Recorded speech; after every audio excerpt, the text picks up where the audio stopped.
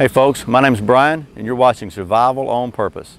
Okay, today's video is going to be about the Schrade SCH501S flipper knife.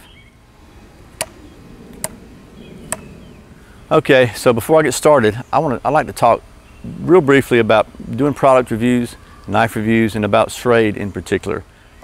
You see me do a lot of Schrade reviews, probably more than any other brand to this point. There's a reason for that. That's because Schrade was willing to invest in me as a new YouTube channel when I first got started and send me some products at no cost to me to review.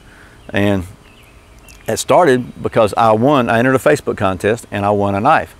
And long story short, you know, they asked anybody, the winner, to kind of give them a little social media presence and make some comments or whatever.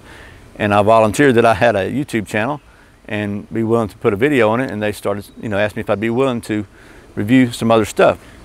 I got to give it to Schrade. Honestly, they've never asked me to give them a good review. They've never kind of tried to steer me in any way. They've never said, hey, if we don't get good reviews, you're going to stop getting products to review or anything like that. And honestly, I got to tell you that there's a few things they've sent me that weren't necessarily my cup of tea, but the quality, I think, for the money was there. Do they always use the best steel?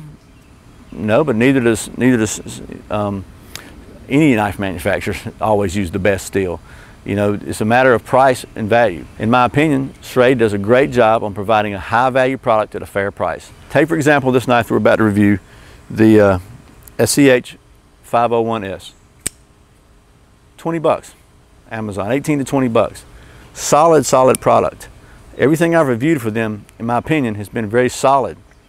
The biggest negative comments I've received, and there's been very few of them, by the way, because it's been about steel quality. You're always going to get that. You know, there's always going to be a better steel. You can always spend more money for better steel. But sometimes the price of the raw steel would cost more, of the higher quality steel would cost more than the knife itself. Schrade, made in China? Yes, they are. So are many other very well-made products made in China. It's the way it is. I prefer to buy American when I can, but if you're like me, you got a budget. You don't have unlimited funds to spend on this stuff. So, in my opinion, if you're looking for a really high-value product, you can't go wrong with Schrade. Do I review other brands? Absolutely. I like a lot of stuff. I like knives, I like flashlights, I like guns, I like outdoor stuff, I like gear. I'm a guy, you know. I mean, most guys like stuff, they like gear. So, but I just want to kind of clear that up, clear the air. Schrade doesn't pay me anything. I don't work for Schrade. They don't ask me to give them good reviews. They don't steer my reviews. They just send me stuff for free. And invest in my channel, and what I like about it is that they recognize that it takes time and effort to make a video, to edit the video, to post a video, and they actually always thank me for taking the time to do that. So I just got nothing but good to say about Schrade, and coincidentally I just found out that one of the guys I've been dealing with at Schrade that's been helping me out, he's an Eagle Scout. As you may know, I'm a Boy Scout leader, and so that meant a little bit to me too. So I just kind of wanted to kind of explain that. A lot of times we as YouTube video creators have an opportunity to review products that are sent to us. If it's basically crap, I'm not going to waste my time. If it's something that I think may cause a hazard or a danger, if you know that you need to be informed or warned about, I may go ahead and do that. But if it's just somebody sending me a knife or something I think is just subpar, mosquitoes, sorry, then I'm not going to waste my time or yours doing a review on it. So you're not going to see a lot of negative reviews on this channel. I've said that before. The only negative reviews you might see are something I think might be a danger or a hazard. Otherwise, I'm not going to waste either of our times, mine or yours. And you just won't ever see it. Anyway, I want to clear that up. Let's go ahead and take a look at this knife. This knife is made of 9CR18 MOV high carbon stainless steel. Features a stonewash finish on the blade and handle inserts. Has a clip point blade which is partially serrated. Has ambidextrous thumb knobs and an index flipper. The black G10 handles have stonewashed steel inserts. It's got spine and handle jimping, a lanyard slot, a glass breaker, and a pocket clip. The blade length on this knife is 3.2 inches, and the overall length is 7.8 inches when it's open. The closed length, which is your in-pocket length, is 4.6 inches. The thing weighs about 5 ounces and is available for about 18 to 20 bucks on Amazon. All right, so this is the Schrade SCH501S again. And it is a liner lock knife, you can see. And it's not spring assist. What it has is, it has this little flipper on back, and with just a little flick of the wrist, and it opens up. So as it gets broken in, it's gonna open a little easier. When this thing was first new, it was a little stiff. I actually did some WD on it, but it's getting better and better.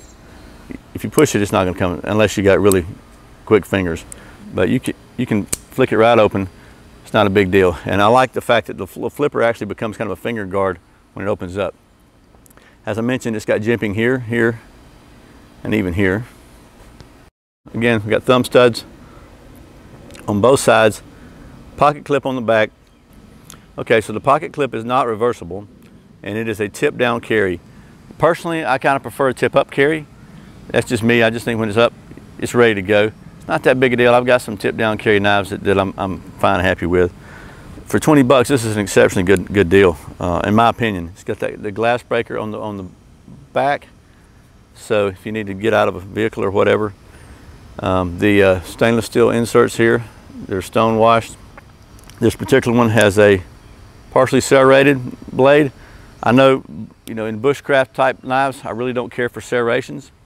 In a EDC or tactical style knife, this is something I'm going to be carrying and using.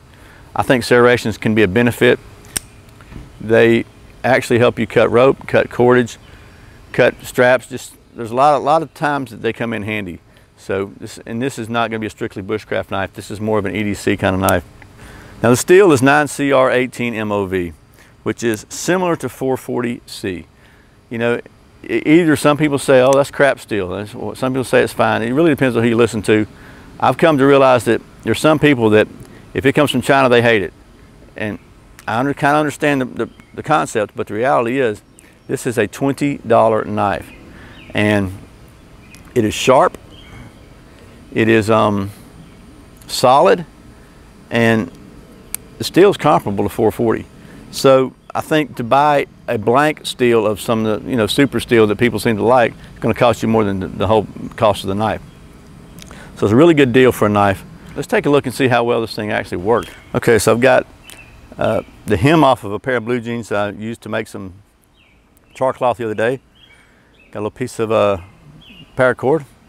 Adjust this camera now and we'll just show you how well this stuff actually, how well the knife functions. So we'll start with the blue jean material, and we'll start with the non-serrated portion. That's pretty good. So what if we use the serrated portion, see if there's any difference?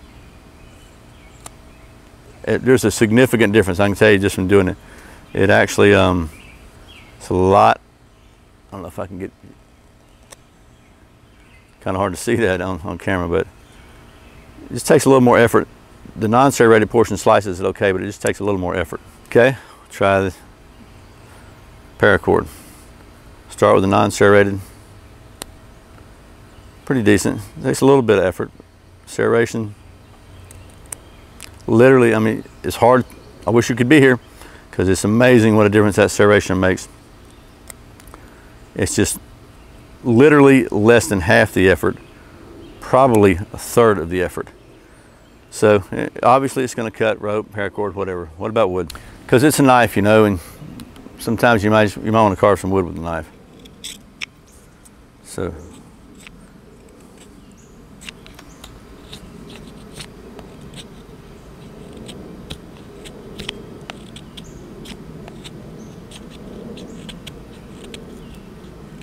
this is a piece of hardwood right here.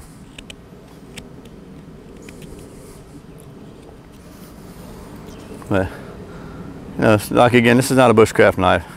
I can tell you the jimpings, when you really crank down on it right here, those jimpings are kind of sharp right there. Might be a case for some sandpaper, just to kind of smooth those out. And that's really putting a lot of force on it. If you're just using it for everyday stuff, they really come in handy. So I would think probably I'm going to wind up rounding, relieving the edges a little bit, because that does kind of, if you can see that, but it kind of puts a bite on your hand there. And that's from putting a lot of force on it, because this is dried oak wood, I believe. Pretty tough stuff. It's got a really good edge on it from the factory. So it has a liner lock, and if you don't know how to operate a liner lock, you push the liner this way and close the blade. I'm not going to try to do it backwards for the camera. Last time I did that, I cut my finger. That's the Schrade SCH501S flipper opening knife. And again, this thing's about 20 bucks. Heck of a deal in my opinion. It's a really solid knife. If you're looking for a good, inexpensive EDC knife, I think this could be a good choice. It's not super heavy, it's not super big, but it's big enough to get the job done. It's sharp, and the price is right. As always, thanks for watching. Thanks for subscribing to Survival on Purpose. If you haven't done so, I'd like to invite you to. If you like this video, please give it a thumbs up below. And if you'd like to support this channel, you can check out my Amazon store below. I appreciate everything you do. Once again, my name's Brian. You're watching Survival on Purpose. Remember, survival's not an accident, so be prepared. See you next time.